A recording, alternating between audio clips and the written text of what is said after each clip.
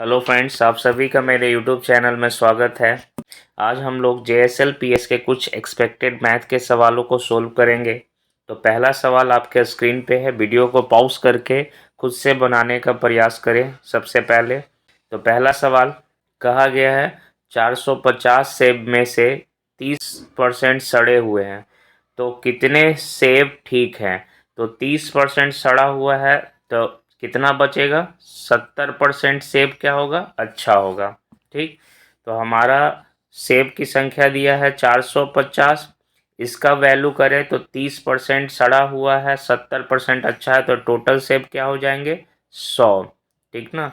तो टोटल का तुलना टोटल से निकालना क्या है, ठीक सेब कितने हैं, 70%, तो 70 लिख दीजिए। जीरो से जीरो कैंसिल, जीरो से जीरो कैंसिल, और 7 × 5 = 35, और 7 × 4 = 28, और 28 और 3 कितना हो जाएगा, 31। तो 315 सेब अच्छे हैं।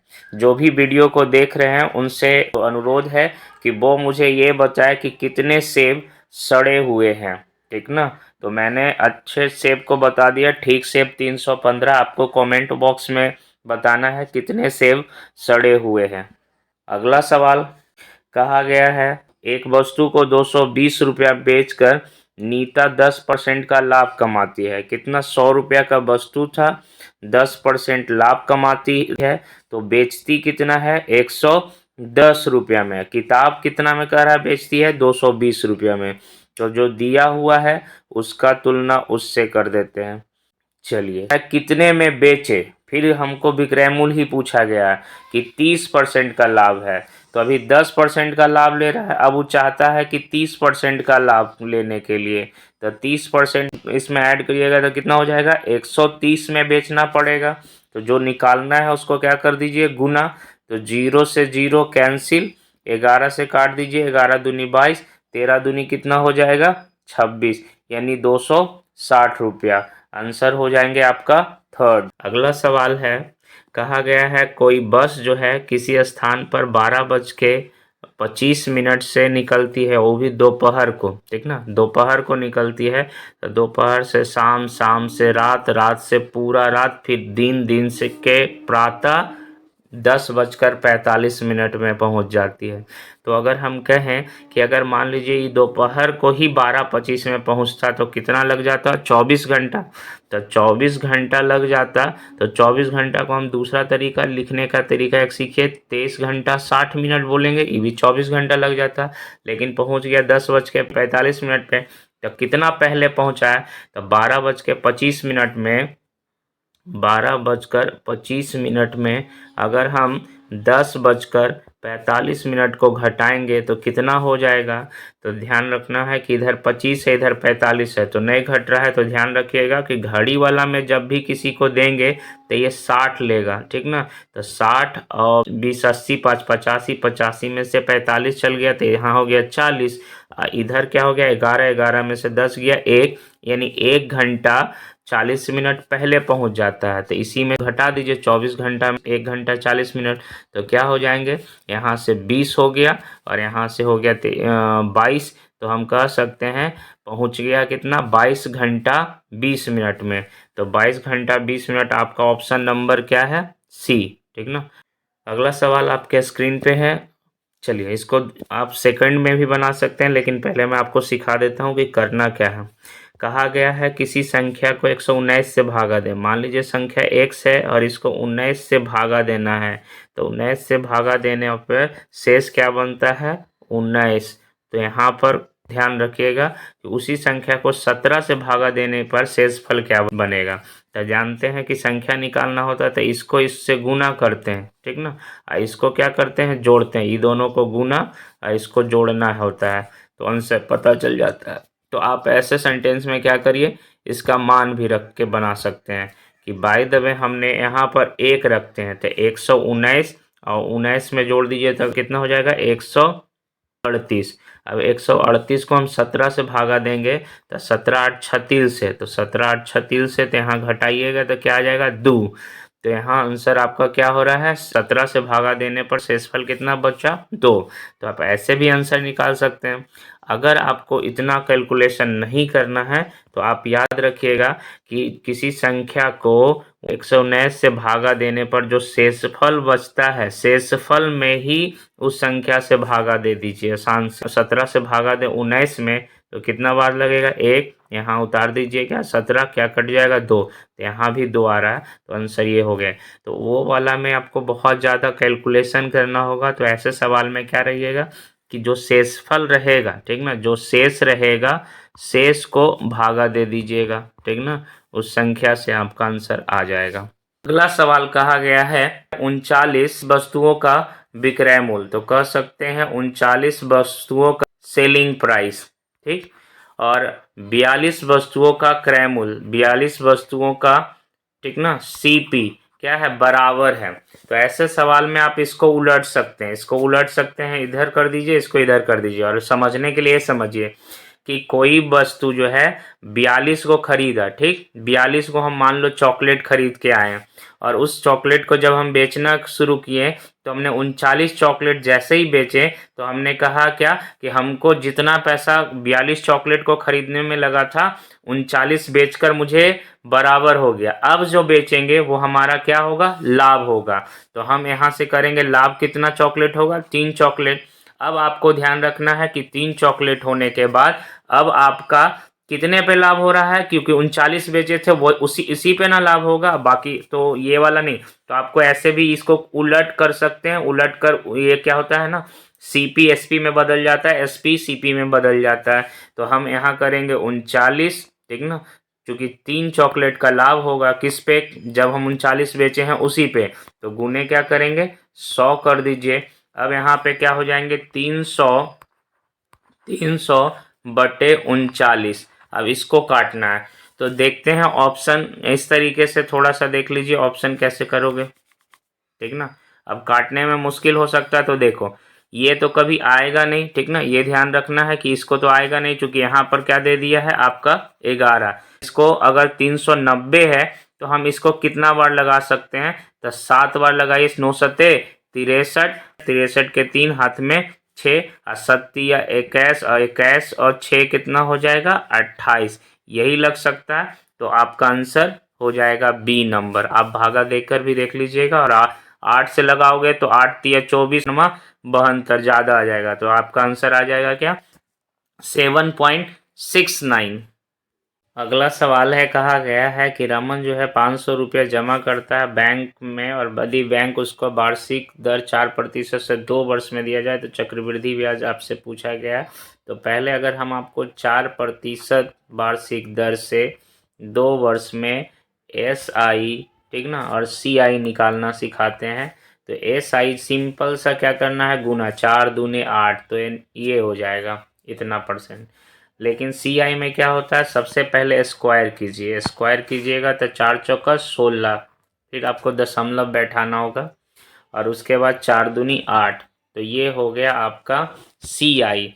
तो CI को इस तरीके से निकालते हैं, पहला आपको क्या करना है, R स्क्वायर करना है, उसके बाद आपको 2R कर दीजिएगा, और बीच में दशमलव दे दीजिएगा, इस तरीके से। अब आपका सवाल कह रहा है 500 रुपया बैंक में जमा किया, मूलधन हमेशा आपको 100 मानना है, परसेंट में चल रहे हैं तो 100 होता है। अब इसमें हमको CI निकालना है, तो CI क्या है, 8.16, तो चलिए 8.16 कर दीजिए।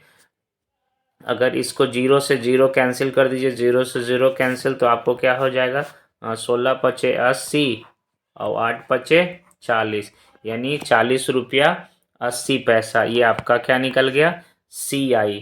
आपको मुझे बताना है कि CI और SI का अंतर कैसे निकालोगे। चलिए इसका एक और मेथड मैं आपको बता देता हूँ, रेशियो मेथड से। अगर 2 वर्ष के लिए अभी कभी CI निकालने का है तो इसका रेशियो होता है 2:1। तो कहा गया है 500 रुपया है तो 500 लिखिए। अब 500 में 4% दिया था, पहला बार 400 का 4% निकालिए, परसेंट हटाएंगे 0 हो जाएगा नीचे, 0 से 0 कैंसिल, 5 का 20। मैं ये आपके लिए कर रहा हूँ, ये मुजमानी हो सकता था, ठीक ना। अब देखो अगला क्या करना है कि 20 का भी आपको 4% निकालना है। तो पहला निकालेंगे तो यहाँ लिखा जाएगा, अगला यहाँ जो लिखाएगा, यहाँ लिखने के लिए मुझे 20 का भी 4% निकालना है। तो शून्य से काट दीजिए, शून्य से शून्य खत्म, 4 दूनी 8 और नीचे हो गया 10, 10 है तो एक अंक के बाद दशमलव, यानी कह सकते हैं 0.8 यहाँ हो जाएगा। अब इधर को इधर सबसे गुना करना है, ठीक। तो 20 दूनी 40 और बीच वाले को ऐड करना है, यहाँ पे ऐड हो जाएंगे और इधर क्या हो गया 0.8। तो हम कह सकते हैं 40 रुपया 80 पैसा। ये दूसरा तरीका हो गया रेशियो मेथड से। अगला सवाल है, यहाँ कहा गया है 20, ठीक ना, 1 से 20 तक। अब 20 में तो कंफ्यूजन है कि कैसे आएंगे। तो आपको 20 में क्या हो जाएगा, 10-10 बांटेंगे तो बराबर हो जाएगा, तो पॉइंट में चला जाएगा, बटे 2। 20 प्लस 1/2, तो क्या हो जाएंगे 21/2, यानी आंसर हो जाएगा 10.5, ऑप्शन नंबर ये। अगला सवाल, 29 विद्यार्थियों तथा उनकी औसत आयु 15 साल है। 29 विद्यार्थी है जिसका औसत आयु 15 साल है। एक शिक्षक की आयु को जोड़ लेते हैं, तो अब कितना हो गया पर्सन, 30 को हो गया। तो अब शिक्षक की आयु जोड़ने से औसत 1 वर्ष बढ़ जाती है। तो 1 वर्ष बढ़ जाती है, तो चलिए आने से औसत बढ़ रहा है तो प्लस कर दीजिए, सबके लिए 1 बढ़ रहा है तो कितना बढ़ गया, तो 29 गो स्टूडेंट, एगो शिक्षक, तो 30 बरस बढ़ जाएगा। तो टोटल आयु कितना हो जाएगा आपका, 45 वर्ष, ऑप्शन नंबर वी। अगला का सवाल है, कहा गया है राम 5,000 रुपया, 5,000 रुपया, रहीम भी 5,000 रुपया लगा रहा है, ये भी 5,000 रुपया लगा रहा है। जुएल एक नाम और है, वो कह रहा है 10,000 रुपया लगा रहा है। चलिए 10,000 रुपया ये लगा रहा है। कहा गया है व्यापार शुरू किया, यानी राम, रहीम और जुएल जो है ये तीनों मिलकर एक व्यापार शुरू किए, जिसमें राम ने 5,000, रहीम ने 5,000 और जुएल ने 10,000 रुपया लगाया। साल भर के बाद, अब देखो दोनों सब लोगों ने 12 किया है, तो ये सब आपको लिखना नहीं है, इसमें भी 12 करना है। इनका जो प्रॉफिट है वो साल भर में ये हो गया, तो हम इनका प्रॉफिट में, अब देखो ये 12 लिखने का कोई ज़रूरत नहीं था, क्योंकि 12 सब में आ रहा है कॉमन, तो ऐसे ही कट जाएगा। 3 शून्य यहाँ से काटिए, 3 शून्य यहाँ से काटिए, 3 शून्य यहाँ से काटिए, 12 12 तो ऐसे कैंसिल हो गया। तो हम इसका रेशियो क्या बोल सकते हैं, 1:1:1 और 10 कट जाएगा, इसको एक बार में, एक बार में, 2 बार में, तो ये आ जाएगा। अब हमारा प्रॉफिट कितना है आपका, 85,000। तो 85,000 का तुलना हम किससे कर देंगे, 85,000 का तुलना कर दीजिएगा, 2 1 3 1 4, 4 से कर दीजिए। निकालना है ज्वेल यानी इसका, तो इसका कितना है 2, तो जिसको निकालना है उसको गुना कर दे, इसको काट दीजिए, कितना बार में कट जाएगा, 2 बार में, 2 से इसको काटिएगा, 2 चौका 8 और 2 दूनी 4 और 2 पचे 10, यानी 4250। तो 4250 क्या था आपका, सी ऑप्शन। तो ऐसे सवाल में इतना करने का कोई ज़रूरत नहीं है।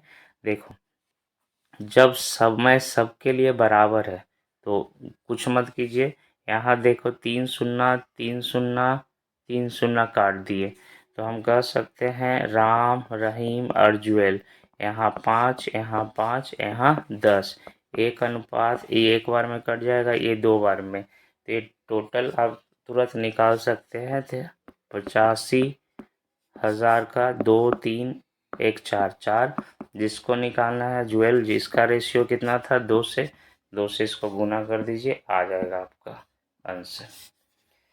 तो जब टाइम सबके लिए बराबर है तो गुना मत कीजिए, 0 0 जब जितना ऊपर कट सकता है उसको काट दीजिए। अगला सवाल है, कहा गया 2 दोस्त है राजू और बिरजू, इन दोनों ने 15,000 रुपया आपको इन्वेस्ट किया है एक बिजनेस में। 6 महीने बाद तौफीक भी आ रहा है, चलिए 6 महीने बाद कितना पैसा लेकर आ रहा है, 20,000। चलिए अब जरा कहा गया 6 महीने, तो इसने कितना लगाया होगा 6 महीने। ये दोनों कहा गया है कि इस पूरे साल भर रहा है, इसको 12 से गुना कर दीजिए, इसको भी 12 से गुना कर दीजिए। तो ये 6 कम 6, 6 दूनी 12, और ये 6 दूनी 12। ये 3 0 3 0 3 0 कैंसिल कर दीजिए, तो यहाँ हो जाएगा 30, यहाँ हो जाएगा 15 दूनी 30, और इसको करोगे तो आ जाएगा 20। तो हमें ये ज़ीरो से ये ज़ीरो कैंसिल हो जाएंगे, तो जो लाभ का अनुपात होगा, ठीक ना, 3:2 हो जाएंगे, ऑप्शन नंबर ए।